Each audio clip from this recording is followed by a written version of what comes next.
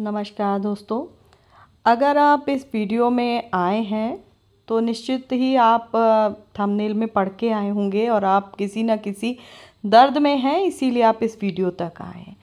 तो इस वीडियो को थोड़ा सा ये लंबा होगा क्योंकि मैं कुछ चीज़ें ऐसी बताऊंगी आपको जिससे आपको ये पता चलेगा कि जो आप इलाज कर रहे हैं, अगर आप उसको गलत दिशा की तरफ भी कर रहे होंगे तो उससे क्या साइड इफ़ेक्ट आ रहे होंगे और आपके इलाज में परिवर्तन आ रहा होगा। और दूसरी चीज़, आप गलत दिशा में उसके साथ आपको और समस्याएं आती चली जा रही होंगी। तो ये मैं पूरा आपको बताऊंगी, तो आप उससे अपने लक्षण मैच कीजिएगा। अब जब आप अपने लक्षण मैच उससे करेंगे ना, तब आपको पता चलेगा कि आपको कितना छोटा सा इलाज था और आपने उसके साथ साथ कितनी चीज़ें कर करके दूसरी भी समस्याएं ले ली, दूसरी भी समस्याएं ले ली और पूरे भटक गए। तो यहाँ मैं शुरुआत से बताना चाहूँगी। और एक चीज़ और है, प्लीज़ इसको स्किप करके मत देखिएगा, आप पूरी बात सुन लीजिएगा।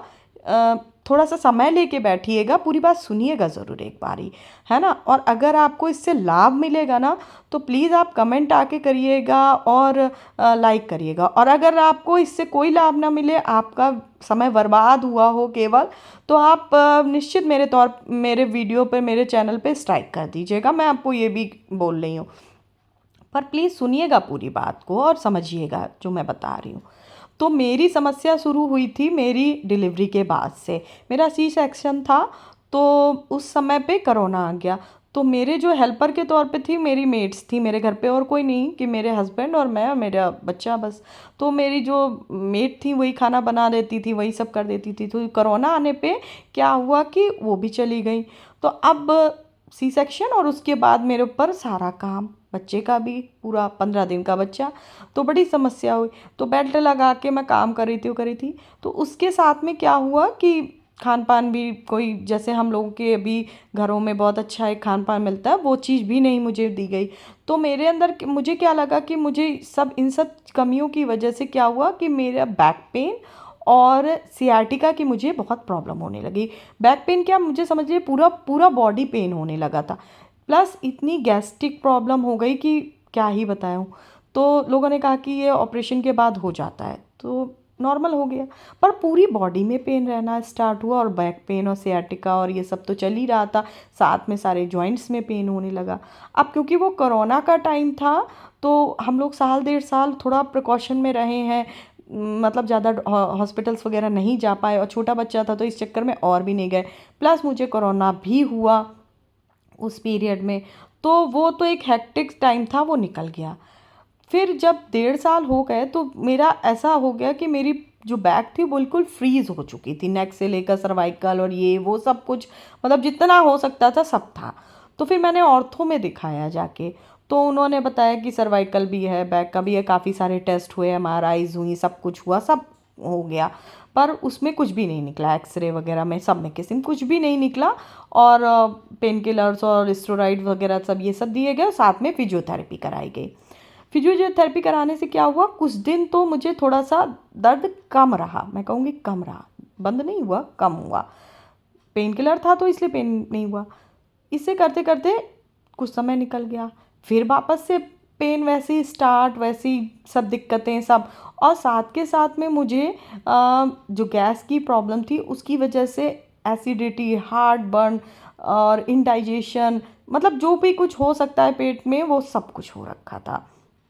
इवन मेरे लिए पानी पीना भी एक मुश्किल था, मुझे लगता था पानी भी मुझे हजम नहीं हो रहा था, ये स्थिति मेरी हो चुकी थी।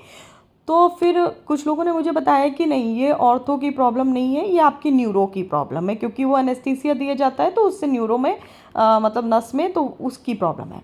तो फिर मैं न्यूरो में गई, वहाँ पे भी एमआरआईज हुई और जितने भी टेस्ट हो सकते थे। इवन जब ऑर्थो में दिखाया था तो उन्होंने हड्डियों की टीवी जो भी कुछ हो सकते थे, मतलब अनगिनत टेस्ट हुए। और ऐसे ही न्यूरो में भी हुए, जितने भी उनको कर सकने थे उन्होंने किए। एंड द रिज़ल्ट कुछ भी नहीं निकल रहा था, कुछ भी कहीं आ ही नहीं रहा था। डॉक्टर सिम्टम्स के हिसाब से मेडिसिन देते थे, तो उसमें गाबावेन वगैरह दी गई, तो उसकी वजह से नींद आना और ये वो बहुत कुछ महीने मेरे वैसे निकल गए और कुछ राहत मिली, लेकिन फिर वापस से वही हाल। के साथ साथ मुझे गैस्ट्रो में भी दिखाया, उसमें भी उन्होंने काफ़ी सारी दवाइयाँ दी एसिडिटी के लिए ये वो, पर कोई राहत नहीं। वो कुछ दिन आराम मिलता फिर वही हो जाता। फिर मुझे गायनो की भी प्रॉब्लम लगने लगी, फिर मैंने गायनो में भी दिखाना स्टार्ट किया, गायनी में। तो उसमें भी सब ढक के 3-5 चल रहा था, कुछ भी राहत नहीं मिला था। तो जैसे हम लोग जब हार जाते हैं ना, तो क्या होता है कि फिर, और इसके साथ साथ मैं आयुर्वेद में भी कर रही थी, मैं आसन भी कर रही थी, आयुर्वेदिक दवाइयाँ भी ले रही थी बीच बीच में। जब मुझे राहत हो जाती थी तो मुझे लगता है चलो आयुर्वेद में अब कर लेते हैं, जिससे कि हो ना हो। लेकिन वो आयुर्वेदिक दवाइयाँ खाऊं, फिर गैस और ये वो, तो और वो फिर वापस से लौट ही आ रहा था। तो कोई राहत कहीं से मिल नहीं रही थी। तो जैसे आप अपने दर्द के लिए यूट्यूब बाबा का सहारा ले रहे हैं ना, वैसे ही मैंने भी किया। तो मैं भी ऐसी वीडियोस देखती थी और ये वो करती रहती थी। तो सडन एक दिन मुझे एक वीडियो मिला जिस पे उन्होंने बताया कि नाभि का हटना, नाभि का गलत होना, क्योंकि नाभि जो होती है वो पूरी बॉडी की सेंटर होती है। और एक बार अगर नाभि सही हो गई तो या अपनी जगह पर है तो आपका सब कुछ है। नाभि की गड़बड़ी की वजह से इंडाइजेशन हो जाता है। इंडाइजेशन और हार्ट बर्न और ये सब चीज़ों की वजह से आपकी बॉडी में जो आप नॉर्मल भी खा रहे हैं या कोई हैवी भी कुछ अच्छा खा रहे हैं ना, जैसे आप दवाइयाँ भी ले रहे हैं, तो भी वो आपको नहीं लगेंगी, क्योंकि वो आपकी नाभि ख़राब हो चुकी है, आपका वो मेन सेंटर ख़राब हो चुका है। तो आप उस समय सोने की भस्म भी खाएंगे तो भी वो आपके शरीर को नहीं लगेगी।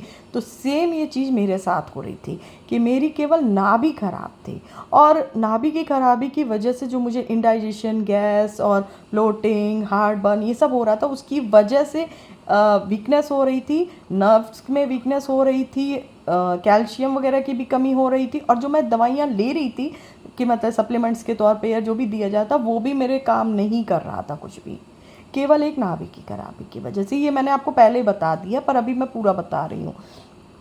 तो मैंने वो वीडियो में उन्होंने बताया कि 1-2 दिन में आपको लाभ मिलेगा।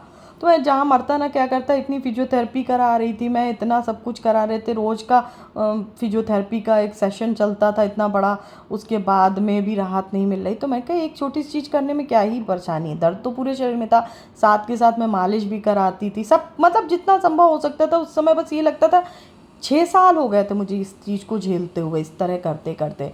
तो मुझे लगता था कि बस मुझे किसी भी तरह राहत मिले। अब बहुत लंबा समय दर्द दर्द दर्द में ही गुजर रहा है, और बस ये लगता था या तो भगवान जी इस दर्द से मुक्ति दिला दे या फिर इस शरीर से मुक्ति दिला दे।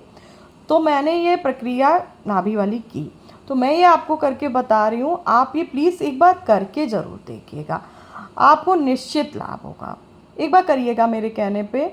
और अगर हल्की फुल्की भी आपको इंडाइजेशन की प्रॉब्लम है और मतलब ब्लोटिंग और ये कुछ भी पेट से रिलेटेड कोई भी प्रॉब्लम है, तो एक बार आप प्लीज़ करके देखिएगा।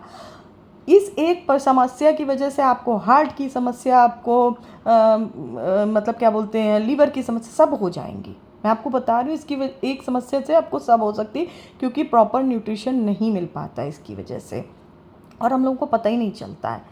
तो अब मैं आपको बताऊंगी कि इसको किस तरीके से करना है।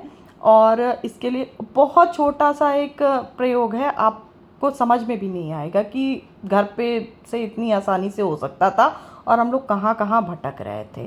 क्योंकि मैं मालिश भी करा रही थी, लेकिन उसको इस चीज़ की जानकारी नहीं थी कि ये मतलब इस तरीके से इसको ठीक किया जा सकता था। तो अब मैं आपको बताती हूँ कि उसको करना कैसे है। हमको लेनी है एक टेनिस बॉल, जो मैं आपको दिखा रही हूँ, ये आपको इस तरीके से लेनी है। मैं 2 एंगल से आपको दिखा रही हूँ इसको मैं, कि आपको समझ में आ जाए, इसलिए टेनिस बॉल को लेना है और आपके बिल्कुल नाभि में सेंटर पे रखना है, और इस तरीके से करके लेट जाना है। मैंने ये बेड पे करके दिखाया है क्योंकि मैं वीडियो बना रही हूँ, इसलिए आपको ये ज़मीन पे करना है। मैट नहीं बिछाना, कुछ नहीं बिछाना है, सीधे ज़मीन पे ऐसे करके लेट जाना है। हाथों को नीचे इस तरह से फैला लेना है, पैरों को, और बस इस तरीके से। ये क्रिया आपको खाली पेट सुबह करनी है 3 दिन तक लगातार। इसको करने के बाद आप 20 मिनट तक ऐसे ही लेटे रहिएगा। आपको हो सकता है एक्सट्रीम पेन हो, पर आपको हिलना डुलना कुछ भी नहीं है, बिल्कुल स्ट्रेट ऐसे ही लेटे रहना है, बिल्कुल जैसे कि शवासन में नहीं लेट जाते, बिल्कुल मृत जैसे बिल्कुल। और उस नाभि को अपनी जगह पर स्थिर होने दीजिए। तो उठिएगा, थोड़ा सा गुड़ खा लीजिएगा बस, और उसके आधा घंटा बाद आप कुछ भी खा सकते हैं, जो भी आपको खाना हो। एक सप्लीमेंट के तौर पे मैं आपको बोलूँगी कि अगर आप ले सकते हो तो प्रोटीन पाउडर इसके साथ और ले लीजिएगा। क्यों? क्योंकि जैसे आपकी जब पाचन शक्ति अच्छी होगी ना, तो आपको न्यूट्रिशन की बहुत ज़रूरत होगी और बहुत लाभ आपको मिलेगा।